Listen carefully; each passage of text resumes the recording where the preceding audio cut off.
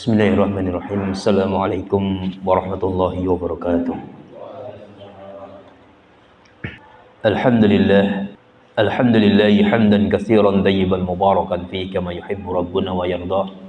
Wa asyhadu an la ilaha illallah wahdahu la syarika lah wa asyhadu anna Muhammadan abduhu wa rasuluh. Allahumma salli wa sallim wa barik ala Muhammad wa ala alihi wa sahbihi wa man tabi'ahum bi ihsanin ila yaumiddin. وقد قال تعالى في كتابه العزيز يا أيها الذين آمنوا اتقوا الله حق تقاته ولا تموتن إلا وأنتم مسلمون يا أيها الناس اتقوا ربكم الذي خلقكم من نفس واحدة وخلق منها زوجها وبث منهما رجالا كثيرا ونساء واتقوا الله الذي تساءلون به والأرحام إن الله كان عليكم رقيبا يا أيها الذين آمنوا اتقوا الله وقولوا قولا سديدا يصلح لكم أعمالكم ويغفر لكم ذنوبكم ومن يطع الله ورسوله فقد فاز فوزا عظيما وقال عليه الصلاة والسلام اتق الله حيثما كنت وأتبع السيئة الحسنة تمحوها وخالق الناس بخلق حسن معاشر المسلمين, bapak-bapak dan ibu-ibu yang dimuliakan oleh Allah Subhanahu wa taala. Alhamdulillah, segala puji bagi Allah Subhanahu wa taala yang masih sampai saat ini memberikan begitu banyak nikmat kepada kita semuanya. Nikmat yang paling penting hingga nikmat yang tidak penting bagi kita, menurut kita masih diberikan oleh Allah Subhanahu wa taala. Saya katakan nikmat yang tidak penting menurut kita karena apa? Karena sebagai manusia tidak mengindahkannya. Contohnya apa? Nikmat oksigen ini. Pernah tidak kita memikirkan bahwasanya oksigen itu adalah sesuatu yang sangat vital untuk kita ketika kita sehat? Jarang. Kita jarang memikirkannya. Baru ketika kita terserang penyakit sesak nafas baru ingat bahwasanya oksigen adalah nikmat yang termasuk nikmat yang paling besar yang diberikan oleh Allah Subhanahu wa taala kepada kita. Ya, menurut kita oksigen dalam kondisi sehat tidak begitu penting, tapi ketika kita merasa sakit, sesak nafas, harus ada bantuan oksigen. Nah, itu baru kita merasakan bahwasanya nikmat oksigen adalah nikmat yang besar, yang tentunya harus kita syukuri. Kemudian masyarakat muslimin yang dimuliakan oleh Allah Subhanahu wa taala, sampai saat ini Allah Subhanahu wa taala masih memberikan rasa aman kepada kita semuanya. Kita aman tinggal di rumah kita aman tinggal di desa kita, di kota nih ya, di kampung kita, ya, kita merasa aman di wilayah kita, aman dari bencana alam, aman dari segala sesuatu yang tidak mengenakan, aman dari peperangan. Nah, itu nikmat dari Allah Subhanahu wa taala. Kemudian juga masih diberikan rasa sehat di tubuh kita, meskipun ada sebagian kita yang flu, kena batuk dan seterusnya. Itu bagian daripada nikmat yang diberikan oleh Allah Subhanahu wa taala yang harus kita syukuri dan harus kita bersabar dalam menghadapinya. Kemudian juga nikmat yang diberikan oleh Allah Subhanahu wa taala yang lainnya adalah kita masih diberikan cadangan makanan untuk hari ini. Saya yakin panjenengan semuanya pasti memiliki cadangan makanan yang lebih. Pada zaman Rasulullah SAW, pada zaman sahabat, tidak sedikit mereka yang merasakan rasa lapar. Sehari kadang makan, 2 hari tidak makan. Sampai para sahabat itu dalam riwayat yang dituliskan dalam sejarah, banyak yang mengganjal perutnya dengan batu diikat di perutnya, di atas perutnya diikat dengan kain, ya, sebagai ikat pinggang, ya, diikat batu, diikat untuk apa? Untuk mensiasati agar supaya tidak merasa begitu lapar. Begitu pula dengan Rasulullah SAW juga sempat menali perutnya dengan diberikan batu di situ. Pada suatu riwayat, suatu kesempatan Abu Hurairah radhiyallahu taala anhu, tahu ya Abu Hurairah ya. Abu Hurairah pernah datang kepada Rasulullah SAW untuk mengadukan dan memperlihatkan bahwasanya di perutnya ada ganjalan batu satu. Menunjukkan apa? Abu Hurairah kelaparan, sering kelaparan. Beliau perlihatkan kepada Rasulullah SAW. Maka Rasulullah SAW pun tidak kalah, seakan ingin memberikan pelajaran kepada Abu Hurairah. Ditunjukkan kepada Abu Hurairah perutnya Rasulullah SAW yang diganjal dengan 3 batu. Semakin banyak berarti semakin lapar. Ya, Masya Allah. Rasulullah nih Pak, orang yang paling mulia sepanjang abad Rasulullah, seorang nabi yang paling mulia di antara para nabi, Sayyidu ar-Rusul, Sayyidul Anbiya, pemimpinnya para rasul dan pemimpinnya para nabi. Dan juga yang masyhur yang kita dengar ketika Rasulullah SAW tiap pulang menuju rumahnya Aisyah, ditanya, apakah punya makanan pagi ini untuk makan? Kalau tidak, saya akan puasa. Sering Rasulullah SAW merasa lapar. Dan kisah juga yang menarik, suatu malam Rasulullah SAW keluar rumah. Ini mukadimahnya panjang ya untuk pembelajaran kita. Suatu malam Rasulullah SAW keluar rumah, dan tidaklah yang membuat keluar rumah Rasulullah SAW itu melainkan rasa lapar. Karena rumah nggak ada makanan, akhirnya keluar rumah untuk mencari makanan. Begitulah Rasulullah SAW. Tidaklah malam itu yang membuat Rasulullah keluar kecuali rasa lapar. Di waktu yang sama, di tempat yang sama, keluar juga salah seorang sahabat Rasulullah SAW yang bernama Abu Bakar. Dan tidaklah ada yang membuat Abu Bakar keluar rumah melainkan rasa lapar sebabnya. Kemudian di waktu yang sama lagi seorang sahabat Rasulullah SAW juga keluar rumah. Siapa? Umar ibnul Khattab radhiyallahu taala anhu. Sama penyebabnya. Dua sahabat tadi tanya kepada Rasulullah SAW, wahai Rasulullah, apa yang membuat engkau keluar rumah? Rasulullah mengatakan, tidaklah yang membuat aku keluar rumah kecuali rasa lapar. Kalau begitu sama ya Rasulullah, sama-sama kelaparan. Berarti apa? Menunjukkan bahwasanya Rasulullah tidak mesti punya cadangan makanan untuk satu hari. Kalau di sini Masya Allah kan, orang hitung nasi aja punya. Kalau pada zaman Rasulullah enggak. Kadang sehari makan, 2 hari lapar, nggak ada apapun. Akhirnya bertiga Rasulullah bersama dengan Abu Bakar dan Umar pergi mencari makanan, bertamu ke rumah seorang sahabat kan gitu.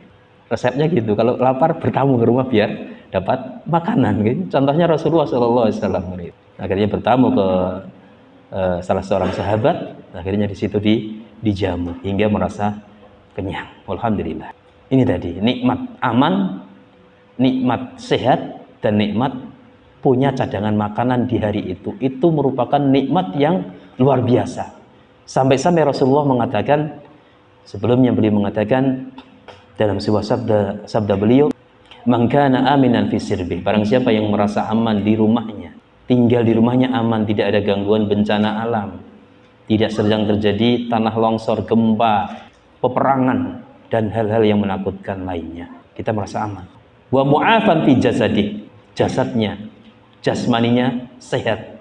Wa indahu qutu fi yaumih, dia memiliki 1 kali cadangan makan di hari itu.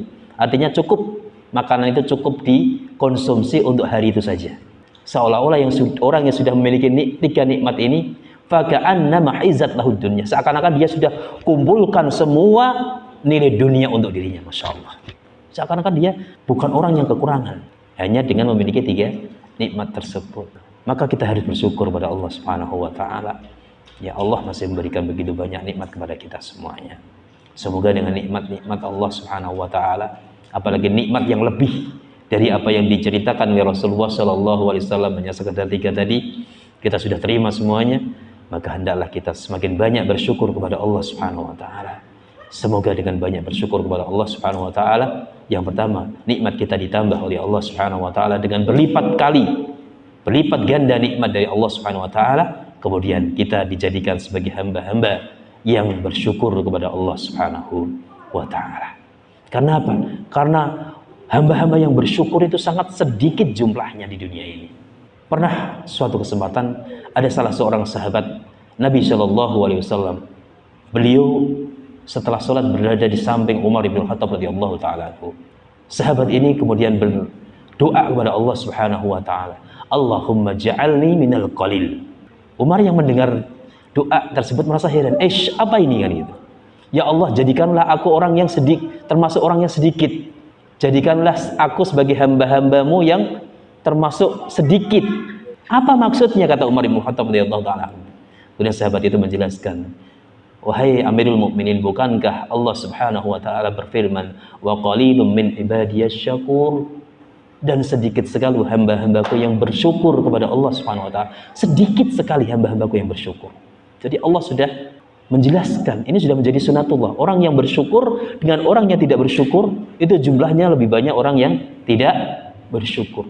Wa qalilun min ibadiyasy syakur. Dan sedikit sekali orang-orang yang dari hambaku yang bersyukur kepadaku, kata Allah Subhanahu wa taala. Makanya setelah dijelaskan seperti Umar, mandok begitu. Oh begitu, benar. Engkau telah benar, kan gitu. Maka Bapak Ibu yang dimuliakan oleh Allah Subhanahu wa taala, semoga dengan nikmat-nikmat yang diberikan oleh Allah Subhanahu wa taala menjadikan kita semakin bersyukur. Bersyukur itu nanti kelihatan pada kehidupan kita, semakin taat kepada Allah Subhanahu wa taala. Orang yang semakin bersyukur itu semakin rajin dalam ibadah, rajin berkunjung ke masjid, bukan berkunjung saja ya, menghidupkan masjid. Sayang masjid sekarang fenomena masjid dibangun megah di mana-mana, kan gitu. Tapi sayang sekali setelah itu masjid tidak dimakmurkan dengan beribadah kepada Allah Subhanahu wa taala. Membangun masjid kata orang mudah, tapi memakmurkan masjid yang sulit. Orang yang bersyukur kepada Allah Subhanahu wa taala, semakin bersyukur dia makin taat kepada Allah Subhanahu wa taala. Kalau orang diberikan nikmat banyak tapi menjadikan dia tidak semakin dekat kepada Allah, berarti nikmat tersebut menjadi laknat baginya, bukan menjadi nikmat hakiki, tapi menjadi apa? Laknat, semakin menjauhkan seorang hamba dari Allah Subhanahu wa taala. Waliyadzubillah. Kita mohon perlindungan kepada Allah Subhanahu wa taala, semoga kita tidak dijadikan sebagai hamba-hamba yang kufur nikmat, karena azab Allah begitu pedih bagi orang-orang yang kufur nikmat yang diberikan oleh Allah Subhanahu wa taala. Masyarul muslimin yang dimuliakan oleh Allah Subhanahu wa taala, pada malam hari ini kembali kita meneruskan poin pelajaran hadis Al-Arba'in An-Nawawiyah yang kemarin sudah sampai kita hadis yang kedua, pembahasan tentang iman, kemudian pembahasan tentang Islam, iman, kemudian ihsan. Mengulangi apa yang telah kita sampaikan, dalam hadis tersebut Rasulullah SAW menjelaskan tentang Islam, kemudian menjelaskan tentang iman ketika ditanya oleh seseorang yang datang kepada beliau. Intinya pelajaran yang bisa kita ambil, pengertian Islam dan iman kadang sama. Kalau diletakkan dalam satu kalimat, Islam dan iman itu sama, seperti fakir dan miskin sama, tidak memiliki perbedaan. Tetapi menjadi berbeda ketika diposisikan dalam kalimat yang berbeda. Ya, Islam berdiri sendiri, iman berdiri sendiri, nanti pengertiannya berbeda. Kalau Islam lebih condong kepada amalan anggota badan, amalan hamba. Sedangkan iman itu lebih condong, lebih kuat kepada keyakinan di dalam hati, amalan di dalam hati. Itu iman. Kalau Islam, amalan anggota badan, iman, keyakinan di dalam hati. Sehingga Islam itu posisinya lebih rendah daripada iman. Orang yang Islam belum tentu dia naik pada level, memiliki level iman. Tapi kalau orang sudah beriman, itu sudah pasti Islam. Paham betul? Jadi banyak di antara kaum muslimin yang hanya baru sebatas Islam saja. Artinya ya sholat, puasa ya puasa, haji bahkan ya haji gitu. Tapi menghadirkan keyakinan di dalam hati, tasdik bil jinan, tasdiqul qalbi, keyakinan di dalam hati itu masih sangat jarang. Ya Islam sudah bagus, cuman levelnya masih paling rendah, karena Islam terbagi menjadi 3 tingkatan. Islam, iman, kemudian ihsan yang paling tinggi. Nah, kebanyakan dari kita mungkin baru level Islam. Artinya kita baru mengerjakan amalan-amalan anggota badan. Ya seperti sholat, puasa, tapi belum memiliki, kadang belum sampai pada level benar-benar beriman kepada Allah Subhanahu wa taala. Oh, sholat saya ini didorong oleh karena keimanan saya kepada Allah. Jarang. Kita sendiri mungkin waktu kecil sholat hanya ikut-ikutan karena orang tua kita. Belum menghadirkan, oh sholat itu merupakan perwujudan dari keimanan seorang hamba kepada Allah Subhanahu wa taala. Apa keimanan itu? Mahabbatullah, cinta kepada Allah Subhanahu wa taala. Karena cinta kepada Allah itulah yang menggerakkan semua ibadah kita kepada Allah Subhanahu wa taala. Artinya cinta kepada Allah menjadi motor penggerak utama seorang hamba dalam beribadah kepada Allah Subhanahu wa taala. Ya, puasa hanya ikut-ikutan, sholat hanya ikut-ikutan, maksudnya gitu. Sampai dewasa mungkin juga seperti itu. Mungkin setelah kita belajar, benar-benar belajar agama Islam, oh baru tahu bahwasanya Oh begitu ya ternyata kan. Islam kita selama ini baru sebatas ikut-ikutan. Orang tua berkata ini kita ikuti. Islam ya diidentikan dengan amalan anggota badan, amalan ibadah seorang hamba, puasa, sholat dan seterusnya. Dengan iman diidentikan dengan keyakinan, pembenaran di dalam hati tentang Allah, tentang malaikatnya, tentang rasulnya, tentang kitab-kitabnya, pembenaran terhadap takdir baik dan buruk, itu hari akhir, itu iman kita kepada Allah Subhanahu wa taala. Kemudian yang terakhir tentang ihsan. Ihsan ini level tertinggi, tingkatan tertinggi dari tingkatan di dalam Islam. Sehingga orang yang benar-benar sampai berada pada derajat ihsan ini sangat sedikit. Hanya orang-orang khusus saja. Ya, karena apa? Karena sangat berat. Dan dalam ihsan ini terdapat satu rukun saja. Sebagaimana penjelasan Rasulullah SAW ketika beliau ditanya tentang ma huwal ihsan, beliau mengatakan an ta'budallaha ka'annaka tarahu fa in lam takun tarahu fa innahu yarak. Ini rukun ihsan. Ihsan itu adalah ihsan di dalam ibadah. Beliau menjelaskan ihsan di dalam ibadah. An ta'budallaha ka'annaka tarahu. Engkau beribadah kepada Allah Subhanahu wa taala seakan-akan engkau sedang melihat Allah Subhanahu wa taala. Bukan melihat zatnya, tapi melihat, memikirkan tentang sifat-sifat yang dimiliki oleh Allah Subhanahu wa taala yang kemudian kita ejawantahkan dalam kehidupan kita. Kalau tidak bisa menghadirkan seakan-akan kita sedang melihat Allah, maka fa illam takun tarahu fa innahu yarak. Merasalah bahwasanya engkau sedang dilihat oleh Allah Subhanahu wa taala dalam ibadahmu. Dan yang bisa mempraktekkan ini sedikit sekali, sangat sedikit sekali, orang-orang khusus saja.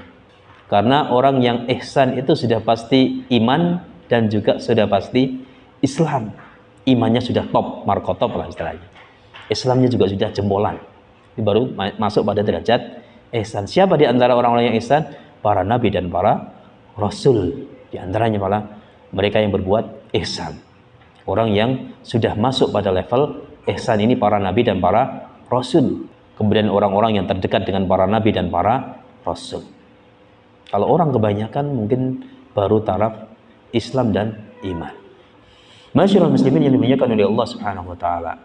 Itu kalau ihsan di dalam ibadah kepada Allah Subhanahu wa taala. Kaitannya beribadah kepada Allah Subhanahu wa taala adalah menghadirkan an ta'budallah, engkau beribadah kepada Allah Subhanahu wa taala ka'annaka tarahu, seolah-olah engkau sedang melihat Allah Subhanahu wa taala. Kalau tidak bisa demikian, fa in lam takun tarahu fa innahu yarak.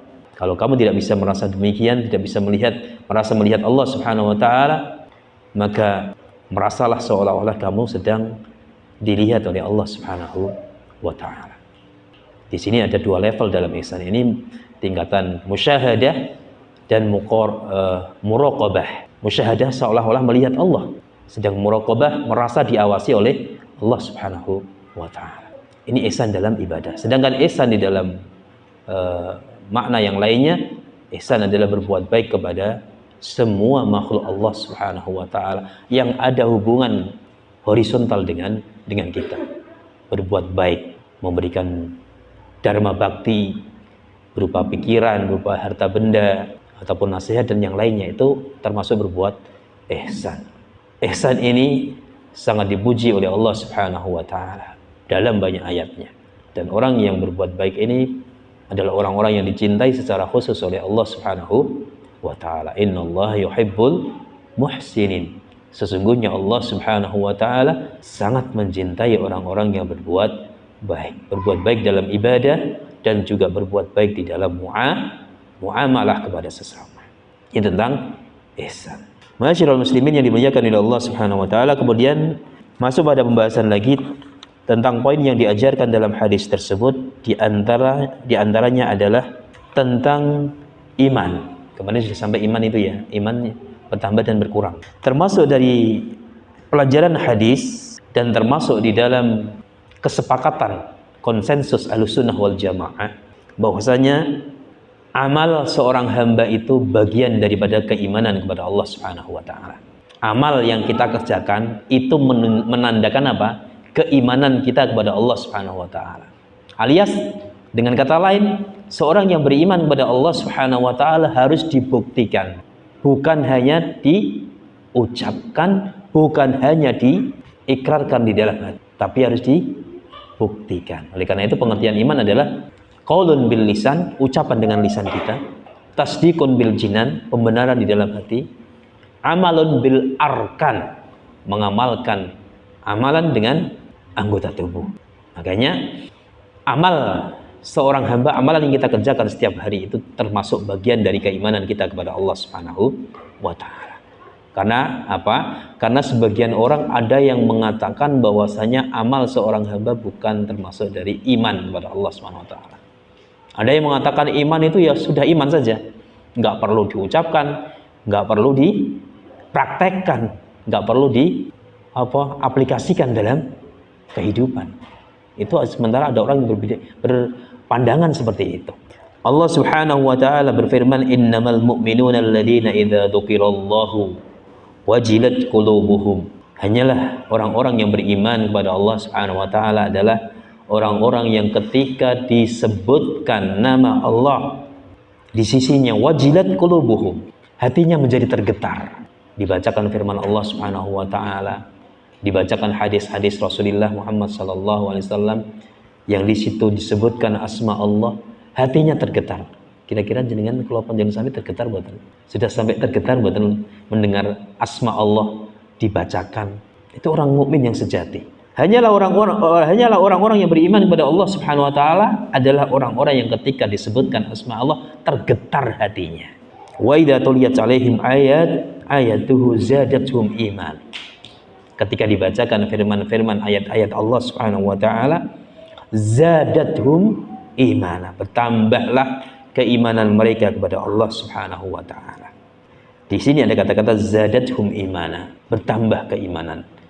Sesuatu secara logis, kalau sesuatu bertambah pasti sesuatu bisa berkurang.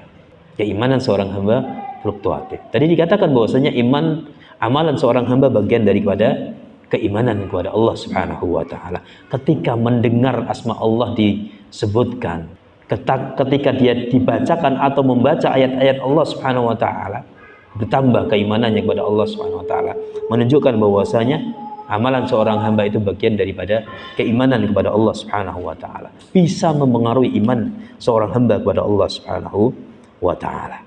Masyaallah muslimin yang dimuliakan oleh Allah Subhanahu wa taala. Kemudian Rasulullah sallallahu alaihi wasallam bersabda, al-imanu bid'un wa sab'una syu'batan.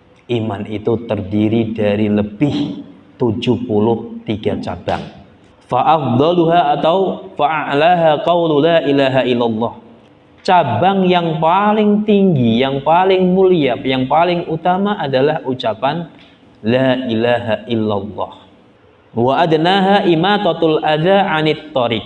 Dan cabang keimanan yang paling rendah, paling bontot sendiri, itu apa? Menyingkirkan gangguan dari jalan. Ada batu menghalangi jalan, kita singkirkan. Itu bagian keimanan kepada Allah yang paling rendah. Ada pohon tumbang di jalan, kita singkirkan. Oh, berarti menunjukkan masih ada keimanan kepada Allah Subhanahu wa taala orang yang melakukan itu. Apapun gangguan yang ada di jalan, kita singkirkan. Amalan menyingkirkan gangguan dari jalan itu termasuk bagian daripada keimanan seorang hamba. Sedangkan iman yang paling tinggi apa? Tadi ucapan tauhid, mentauhidkan Allah Subhanahu wa taala dengan kalimat la ilaha illallah. Tidak ada sesembahan yang berhak untuk diibadahi kecuali hanya Allah Subhanahu wa taala. Tidak ada di dunia ini sesembahan yang berhak, yang paling berhak untuk diibadahi, yang paling benar untuk disembah kecuali hanya Allah Subhanahu wa taala. Itu yang paling tinggi. Kemudian yang paling rendah adalah menyingkirkan gangguan dari jalan. Kemudian Rasulullah mengatakan wal haya'u syu'batum minal iman. Rasa malu itu bagian daripada iman seorang hamba. Orang yang masih mempunyai rasa malu dalam hal untuk melakukan hal negatif misalkan, menunjukkan dia masih punya iman kepada Allah Subhanahu wa taala. Tapi kalau sudah nggak punya malu, ya sudah. Kata Rasulullah, fa illam tastahi fasna masyita. Kalau kamu sudah tidak mempunyai rasa malu, kerjakan apapun yang kamu inginkan. Istilahnya dilulu oleh Rasulullah Shallallahu Alaihi Wasallam. Dipersilahkan untuk berbuat sesukanya kalau sudah tidak memiliki rasa malu. Kalau orang tua kita berbicara seperti itu kepada kita, itu tersirat di situ ada larangan keras kan gitu untuk berbuat sesukanya kan gitu. Nak kowe wis ora gelem, wis tidak merasa sebagai anakku, nah, gitu. Wis kamu mau ngapain silahkan kan gitu. Seorang anak ketika diperlakukan seperti itu sama ayahnya kira-kira gimana? Dia malah senang atau gimana? Senang atau tidak senang? Tidak senang kan gitu. Karena itu, ucapan itu adalah ucapan ancaman dari bapaknya. Begitu pula dengan Rasulullah SAW. Fa'illam tastahi fasna ma syi'ta. Kalau kamu sudah tidak mempunyai rasa malu lagi, berbuatlah sesuai dengan kehendakmu, bebas. Tapi nanti ingat, kata Rasulullah, di akhirat engkau akan menuai dan memetik hasil perbuatan kamu. Jadi rasa malu itu bagian daripada keimanan kepada Allah Subhanahu wa Ta'ala. Jadi kalau orang sudah tidak punya rasa malu sekarang, masya Allah, fenomena sekarang gitu, fenomena akhir zaman, banyak sekali orang yang sudah tidak mempunyai rasa malu, ditinggalkan rasa malu. Pakai baju ya baju yang kurang kainnya gitu. para wanita gitu. Kemudian melakukan maksiat secara terang-terangan, udah tidak memiliki rasa malu. Bahkan di jalan merasa bangga dengan perbuatan dosa dan maksiat. Semakin lama nanti rasa malu ini akan semakin hilang dari manusia sampai dicabut oleh Allah Subhanahu wa Ta'ala. Ini menunjukkan bahwasanya amalan anggota badan yang dilakukan oleh seorang hamba itu bagian daripada keimanan kepada Allah Subhanahu wa Ta'ala. Kemudian yang berikutnya, yang termasuk daripada konsensus kesepakatan Ahlussunnah wal Jamaah juga tentang iman adalah bahwasanya al-imanu yazidu wa yanqus. Iman itu bisa bertambah dan bisa berkurang. Bertambah dengan ketakwaan, ketaatan kepada Allah Subhanahu wa Ta'ala, dan iman bisa berkurang, bahkan bisa hilang ketika seorang hamba banyak berbuat dosa dan maksiat. Bahkan saking seringnya berbuat maksiat, iman seorang hamba bisa hilang. Dalam sebuah hadis Rasulullah SAW menjelaskan kepada kita, apabila seorang hamba melakukan perbuatan dosa, satu perbuatan dosa, maka akan ditulis di kolbunya, di hatinya, satu titik hitam. Kemudian tambah lagi perbuatan dosa, satu titik lagi, tambah lagi satu titik lagi, begitu seterusnya sampai titik-titik atau noda-noda hitam itu memenuhi hatinya. Kalau sudah terpenuhi titik hitam di hatinya, maka seorang hamba ibarat seperti bangkai yang sedang berjalan, tidak bisa membedakan antara kebenaran dan keburukan, tidak bisa membedakan antara taat kepada Allah Subhanahu wa Ta'ala dan maksiat kepada Allah Subhanahu wa Ta'ala. Ini kalau hati sudah mati. Pada taraf ini keimanan seorang hamba bisa hilang. Wal iyadu billah. Kita bermohon kepada Allah Subhanahu wa Ta'ala, semoga Allah senantiasa menjaga keimanan di hati-hati kita kepada Allah Subhanahu wa Ta'ala. Menjaga iman tidak mudah.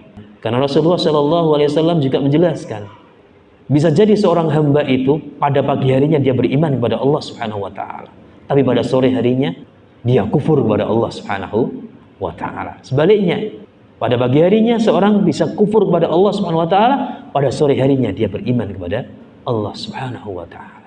Begitu mudah hati berbolak-balik. Makanya dia dikatakan sebagai kolbu. Kolbu itu gampang direkayasa. Maksudnya gampang diubah-ubah. Makanya dikatakan sebagai kolbu. Makanya menjaga keimanan kepada Allah Subhanahu wa Ta'ala bukan perkara yang mudah. Apalagi di era zaman sekarang. Menjaga keimanan adalah sesuatu yang sulit, butuh effort, butuh usaha yang kuat dari kita semuanya. Dan yang terpenting adalah untuk menjaga keimanan kita senantiasa memohon kepada Allah Subhanahu wa Ta'ala agar ditetapkan iman. Ya muqallibal qulub, wahidat yang membolak-balikkan hati. Tsabbit qalbi ala dinik. Kokohkanlah hatiku di atas agamamu, yakni agama Islam. Wa ya musarrifal qulub, wahidat yang merubah arah hati. Sarrif qulubana ala ta'atik. Selalu arahkanlah perubahan hatiku kepada ketaatan kepada Engkau ya Allah. Ini doa yang diajarkan oleh baginda Rasulullah Muhammad SAW kepada kita semuanya, agar kita praktekkan doa ini. Harus kita amalkan doa ini dalam rangka untuk menjaga iman dan Islam kita. Sehingga kata Allah Subhanahu wa taala, "Wala tamutunna illa wa antum muslimun." Dan janganlah kalian meninggalkan dunia yang fana ini kecuali kalian dalam kondisi apa? Berserah diri kepada Allah Subhanahu wa taala. Nah, ini fungsi kita menjaga keimanan kepada Allah Subhanahu wa taala sampai hayat kita. Sampai akhir hayat kita harus kita jaga iman dan Islam kita. Karena iman bisa bertambah dan berkurang. Bertambah dengan ketaatan. Semakin seorang hamba banyak taat, banyak beribadah kepada Allah, maka imannya semakin bagus. Maka contoh yang bisa kita lihat pada penambahan iman seorang hamba ini ketika bulan Ramadan. Kaum muslimin begitu mudah untuk menjalankan ketaatan kepada Allah. Yang biasanya nggak pernah mampir di masjid, disempatkan dibela-belain 30 hari full di masjid untuk sholat tarawih. Nah, pada posisi seperti ini keimanan seorang hamba sedang naik, sedang bagus gitu. Makanya semakin takwa, semakin taat, semakin banyak beribadah, semakin rajin beribadah, semakin imannya naik. Sebaliknya semakin kendor ibadahnya, semakin malas ibadahnya, berarti imannya sedang turun. Coba kita renungkan ya. Salat malam itu adalah amalan yang paling mulia yang dikerjakan oleh orang-orang solih pilihan Allah Subhanahu wa taala. Dan saya yakin kita semuanya ingin mengerjakan sholat malam. Tapi ketika waktu hanya ada yang dimudahkan oleh Allah Subhanahu wa taala untuk bangun malam, sholat qiyamul lail, untuk sholat tahajud. Tapi ada sebagian manusia yang berat walaupun dia sudah pasang alarm tiga HP ya dibunyikan semuanya di sekitar tidurnya. Kenapa? Karena iman yang memengaruhi. Orang yang imannya kuat, imannya menguat dan baik, akan mudah untuk bangun malam. Sebaliknya, seorang yang imannya melemah, kendor, jangankan untuk bangun malam, bangun untuk sholat subuh berjamaah di masjid saja berat kan itu. Oh, ngapain dingin-dingin ke masjid ini?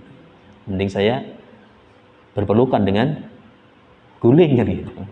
Itu menandakan iman yang kurang baik, iman yang sedang menurun. Oleh karena itu, kita upayakan bahwasanya keimanan kita kepada Allah Subhanahu wa taala dalam kondisi selalu baik-baik saja. Ya, sehingga apa? Kita selalu mudah untuk menjalankan ketaatan kepada Allah Subhanahu wa taala. Ibadah yang wajib mudah untuk kita kerjakan. Salat berjamaah bagi para prianya 5 waktu kalau bisa. Karena jelas pahalanya sangat besar di sisi Allah Subhanahu wa taala. 27 derajat. Belum lagi fadilah, keutamaan orang yang berjalan menuju ke masjid. Kalau dia memperbagus wudunya kan gitu. Kata Rasulullah sallallahu alaihi wasallam, wudunya diperbagus sesuai dengan petunjuk Rasulullah sallallahu alaihi wasallam. Kemudian dia berjalan menuju ke masjid, digambarkan, dijelaskan oleh Rasulullah sallallahu alaihi wasallam, satu langkah kaki menaikkan derajatnya di sisi Allah, sedangkan derajat kiri, satu langkah kaki kiri menghapus dosa. Semakin jauh dari masjid berarti semakin besar peluang mendapatkan kebaikan dari Allah Subhanahu wa taala. Begitu banyak fadilah yang diberikan oleh Allah Subhanahu wa taala kepada kaum muslimin. Langkah kakinya menaikkan derajat, 1 derajat di sisi Allah, langkah kaki kirinya menghapus dosa, 1 dosa yang dia kerjakan. Sampai dia masjid. Sampai ke masjid dia mengerjakan sholat tahiyatul masjid. Ya, dapat pahala lagi. Belum lagi dia adzan kan gitu. Sholat antara adzan dan iqamah, berdoa di antara adzan dan iqamah adalah waktu-waktu mustajab. Sintani ma turaddani, kata Rasulullah sallallahu alaihi wasallam. 2 hal yang tidak akan ditolak oleh Allah Subhanahu wa taala. Ad-du'a'u indan nida. Yang pertama, doa setelah selesai adzan. Itu doa yang pasti diijabai oleh Allah Subhanahu wa taala. Pasti dikabulkan oleh Allah Subhanahu wa taala. Wa tahtal matar. Doa ketika hujan turun. Peluang besar untuk dikabulkan oleh Allah Subhanahu wa taala. Sampai di masjid adzan, kemudian iqamat adzan sendiri, Ikomat sendiri, imami sendiri kan. Pahalanya Masya Allah, apalagi luar biasa. Ya kan gitu. Jangan sampai seperti itu kan itu. Kita harus berkolaborasi, bekerja sama untuk dalam kebaikan. Jangan dikuasai sendiri masjidnya kan itu. Adzani sendiri, bersihkan sendiri, komati sendiri, imami sendiri, makmumi sendiri. Masya Allah gitu. Pahalanya diborong gitu. Ya, jangan seperti itu. Harus dibagi-bagi kan gitu. Biar kalau masuk surga ya sama-sama kita masuk surga kan gitu. Yang nggak pernah ke masjid harusnya merasa iri, cemburu. Oh, saudaraku itu rajin ke masjid, betapa pahalanya besar sekali kan gitu. Sedangkan saya tidak pernah ke masjid. Harusnya kan seperti itu. Pengen ya. Dan yang di masjid, yang suka ke masjid, jangan diam saja. Ajak saudara-saudara kita yang muslim yang jarang ke masjid kan ya. Ajak mereka, rangkul mereka untuk sama-sama kita masuk surganya Allah secara bersama. Jangan dikuasai sendiri yang istilahnya seperti itu. Istilah ekstrimnya kan gitu. Tapi tidak seperti itu. Intinya kebaikan yang ada pada diri kita harus kita tularkan kepada orang lain. Kebaikan yang kita miliki, yang sudah kita kerjakan harus kita tularkan kepada saudara kita, agar saudara kita juga merasakan kebaikan yang kita terima. Nikmat yang ada pada diri kita harus kita sampaikan juga kepada saudara-saudara kita. Di antaranya adalah tadi nikmat dalam hidup dalam ketaatan kepada Allah Subhanahu wa taala, rajin ibadah ke masjid, rajin melakukan ibadah-ibadah nawafil, ibadah-ibadah sunnah dan seterusnya. Kita ajak saudara-saudara kita. Masyiral muslimin yang dimuliakan oleh Allah Subhanahu wa taala ya. Jadi iman seorang hamba bisa bertambah dan berkurang, bertambah dengan keimanan kepada Allah, berkurang dengan kemaksiatan dan dosa kepada Allah Subhanahu wa taala. Oleh karena itu, orang beriman kepada Allah, seorang muslim itu keimanannya berbeda-beda. Imannya Abu Bakar As-Siddiq dan imannya Umar berbeda. Jadi semua orang memiliki tingkat keimanan yang berbeda-beda sesuai dengan tingkat ketaatan yang dia lakukan kepada Allah Subhanahu wa taala. Amal soleh semakin banyak dilakukan, maka akan sangat mempengaruhi naiknya keimanan seorang hamba. Masyiral muslimin yang dimuliakan oleh Allah Subhanahu wa taala. Itu tentang keimanan kepada Allah Subhanahu wa taala. Kemudian yang tidak kalah pentingnya adalah dalam hadis tersebut dijelaskan kepada kita semuanya tentang al-imanu bil qada'i wal qadar. Beriman kepada qada dan qadar. Qada dan qadar itu sebenarnya hampir sama. Ya tepat seperti iman dan Islam tadi. Qada ketika digandengkan dengan qadar itu jadi satu kesatuan. Artinya apa? Ketetapan Allah Subhanahu wa taala. Kalau qada itu hukum Allah Subhanahu wa taala yang sudah dahulu ditetapkan.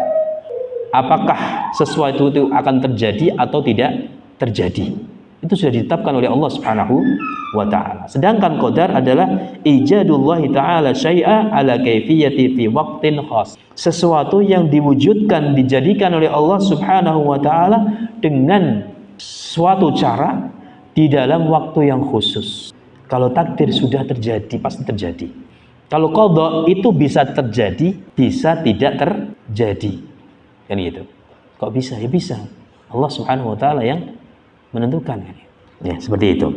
Nah, beriman kepada qada dan qadar ini merupakan rangkaian keimanan seorang hamba kepada Allah Subhanahu wa taala. Karena kalau kita beriman kepada qada dan qadar, otomatis kita beriman kepada Allah Subhanahu wa taala. Orang yang tidak mengimani tentang adanya qada dan qadar itu juga pasti tidak beriman kepada Allah Subhanahu wa taala. Meniadakan kekuasaan Allah Subhanahu wa taala. Karena yang menetapkan qada dan qadar siapa? Allah Subhanahu wa taala. Nah, dalam hal qada dan qadar ini atau beriman kepada qadar Allah Subhanahu takdirnya Allah Subhanahu wa taala, harus ada dua unsur yang harus kita perhatikan. Yang pertama, at-tasdiqu bi anna Allah jalla wa ala sabaqa fi ilmihi ma ya'lamuhu ibaduhu min khairin wa syarrin wa ta'atin wa maksiatin qabla ijadihim. Membenarkan bahwasanya Allah Subhanahu wa taala adalah zat yang mengetahui tentang apa yang tidak diketahui oleh hambanya, berupa kebaikan atau keburukan, perbuatan taat atau maksiat. Jadi Allah Maha mengetahui dengan apa yang sudah ditakdirkan. Kalau seorang hamba tidak tahu, tahunya setelah kejadian kan gitu, sudah ditakdirkan oleh Allah Subhanahu wa taala. Oh, ternyata pasangan sinorewati saya adalah ini kan gitu. baru tahu kan gitu. Kalau Allah sudah tahu semenjak dahulu sebelum diciptakan. Sebelum diciptakan Allah sudah mengetahui, termasuk keberuntungan kita, termasuk kecelakaan kita, itu Allah sudah tahu. Maha tahu dari sebelum diciptakan. Rasulullah sallallahu alaihi wasallam bersabda, "Kataballahu maqadiral khalaiq qabla an yakhluqas samawati wal arda bi khamsina alfasanatin." Allah Subhanahu wa taala telah menetapkan takdir-takdir makhluknya sebelum Dia Allah menjadikan atau menciptakan langit-langit dan bumi sejarak atau sebelum 50.000 tahun lamanya. Jadi sebelum 50.000 tahun itu, sebelum diciptakan langit dan bumi, Allah sudah tahu, sudah mentakdirkan, sudah menetapkan takdirnya. Oh, si fulan di umur sekian bakal begini, si fulan, si fulanah dan seterusnya. Sudah, Allah sudah menetapkan semuanya. Sebelum 50.000 tahun Allah menciptakan langit dan bumi, sudah ditetapkan takdir bagi kita semuanya. Jadi semuanya sudah ditakdirkan oleh Allah Subhanahu wa taala. Tinggal kita menjemput takdir. Nah, dalam perjalanan seperti ini mungkin ada pertanyaan, loh, kalau begitu Allah tidak adil dong kan gitu. Kan di sana ada orang yang tidak beriman kan gitu. Ada orang yang fajir, orang yang buruk kan gitu. Itu bukankah itu bagian takdir dari Allah Subhanahu wa taala? Memang benar. Nanti kaitannya yang kedua tadi, poin yang kedua, bahwasanya Allah menciptakan semua makhluk, menciptakan manusia beserta amal perbuatannya, diciptakan oleh Allah Subhanahu wa taala. Tetapi Allah tetap memberikan pilihan kepada para hambanya. Rasulullah Shallallahu alaihi wasallam pernah ditanya oleh seorang sahabat setelah beliau menceritakan tentang takdirnya Allah Subhanahu wa taala yang berlangsung kepada para hambanya dan pasti akan terjadi pada hambanya, dan sahabat tersebut menyatakan kepada Rasulullah Shallallahu alaihi wasallam, "Wahai Rasulullah, bolehkah aku kabarkan hal ini kepada manusia?" Rasulullah mengatakan, "Jangan. Allah yattakilu. Saya takut mereka akan hanya tawakal saja tanpa ada amalan." Ketika mereka sudah mengetahui bahwasanya semuanya sudah ditakdirkan oleh Allah Subhanahu wa taala, berarti mereka merasa tidak ada manfaatnya untuk berusaha kan gitu, karena sudah ditetapkan oleh Allah Subhanahu wa taala. Tapi nyatanya Rasulullah melarang hal itu. Berharap ketika seorang hamba mengetahui bahwasanya semuanya sudah ditakdirkan oleh Allah Subhanahu wa taala, harusnya tidak membuat dia tawakal saja, menyerahkan urusan kepada Allah Subhanahu wa taala. Kemudian Rasul mengatakan, kullun muyassarun lima khuliqalahu. Semua itu akan dimudahkan, semua orang akan dimudahkan untuk menuju kepada takdirnya. Kullun muyassarun lima khuliqalahu. Seorang hamba itu akan dimudahkan untuk menjemput takdirnya. Artinya apa? Artinya seorang hamba masih memiliki pilihan. Ada opsi-opsi yang dia pilih. Faman syaa'a ayyuminu. Barang siapa yang ingin, maka dia bisa beriman kepada Allah Subhanahu wa taala. Dan barang siapa yang menginginkan juga, maka dia bisa berbuat ingkar atau kufur kepada Allah Subhanahu wa taala. Artinya apa? Orang tersebut memiliki pilihan. Tinggal dia mau pilih jalan yang lurus atau jalan yang bengkok. Kalau jalan lurus menuju kepada Allah Subhanahu wa taala, kalau jalan bengkok menuju kepada jalan syaitan. Meskipun semuanya sudah ditakdirkan, tapi masih ada peluang bagi seorang hamba untuk berusaha.